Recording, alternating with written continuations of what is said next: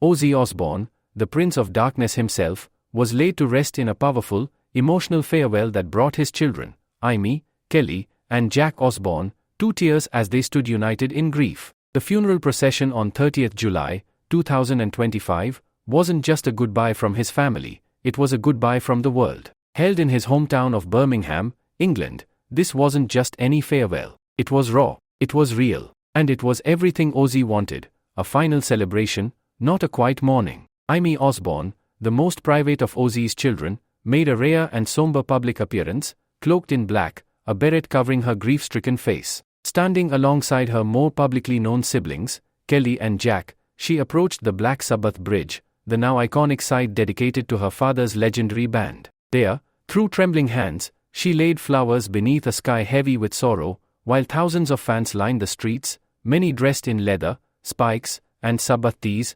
chanting and crying all at once. Kelly Osbourne, usually outspoken and vibrant, was visibly heartbroken. As she held her mother Sharon's hand, her face contorted in sobs, the weight of this loss etched deep into her eyes. Jack Osbourne stood stoic, the pain silently radiating through his posture, offering a quiet strength to his devastated family. And then there was Louis Osbourne, Ozzy's son from his first marriage, who also stood with them, present, grounded, and sharing in the family's public farewell. But missing from the procession were Jessica and Elliot Osbourne, Ozzy's other children from his first marriage to Thelma Riley. Their absence was not unnoticed, and while no official reason was given, it reignited long-standing rumors of estrangement within the Osbourne clan. Still, the grief felt by the children present was undeniable, and it was shared by the thousands who gathered in solidarity. The funeral route was deliberate, passing key landmarks from Ozzy's life. The hearse, covered in white floral arrangements spelling out OZZY,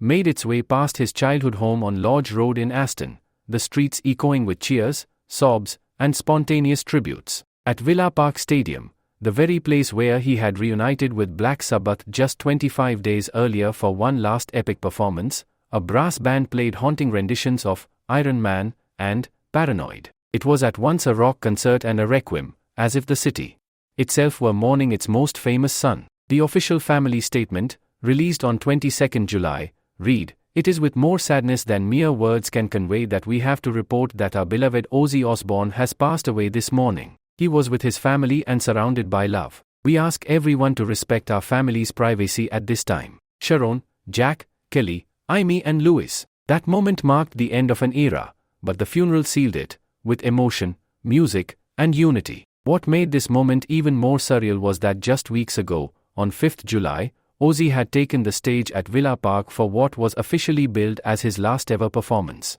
Frail but fierce, he sang with the raw energy that had made him a legend for over 5 decades. That show, titled Back to the Beginning, was a charity event and final love letter to the city that birthed both Ozzy and Black Sabbath. His bandmates, especially Tony Iommi, later said they were shocked and honored he managed to hold out for that one last show. In the days following his death, tributes poured in from all corners of the music industry. Elton John called him one of the fiercest souls rock music ever produced. Yungblud posted a tearful video, vowing to sing Changes every night on tour in Ozzy's honor. Ronnie Wood, Rod Stewart, and dozens more expressed their heartbreak, while fans flooded social media with throwback photos, favorite lyrics, and Black Candle tributes. But perhaps the most moving tribute of all came from Sharon Osbourne. Standing beside her children at the bridge, her face streaked with tears, she whispered just one word to the sky, "My love." That moment, captured in countless photos and etched into memory,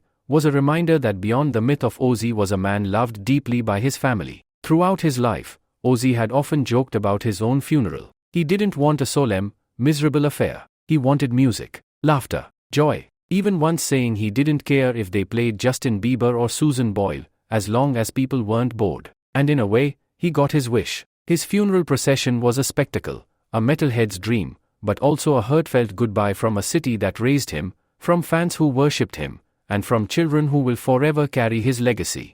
The image of Aimee's trembling hands laying flowers, of Kelly's inconsolable sobbing, of Jack's quiet strength, these will live on long after the candles burn out and the tributes fade. The Osbourne children, in their tearful goodbye, reminded the world that while Ozzy may have been a rock god to millions, to them, he was dad. And that loss hits deeper than any riff or lyric ever could. Make sure to like, subscribe, and stay tuned for more celebrity updates just like this.